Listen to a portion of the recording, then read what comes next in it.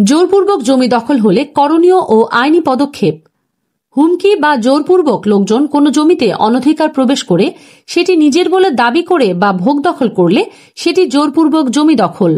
দণ্ডবিধি ধারা 441, অবৈধ অনুপ্রবেশ, ক্রিমিনাল ট্রেসপাস। দণ্ডবিধি ধারা 506, হুমকি বা ভয়ভীতি, এগুলো ফৌজদারি প্রক্রিয়ার আওতায় পড়ে। পাশাপাশি দেওয়ানি মামলা করা যায়। প্রাথমিক করণীয়: তৎক্ষণাৎ স্থানীয় থানায় সাধারণ ডায়েরি বা জিডি অথবা এফআইআর করুন। জমির বিবরণ, ঘটনার সময় ও অভিযুক্তদের নাম দিন।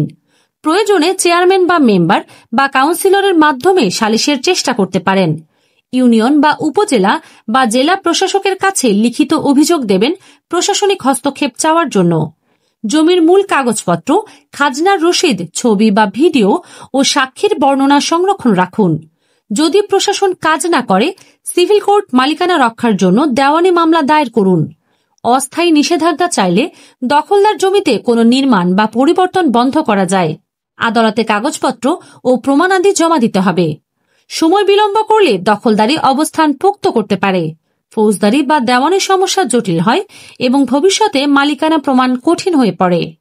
আইনি পরামর্শ বা তথ্য জানতে আমাদের ফলো করুন।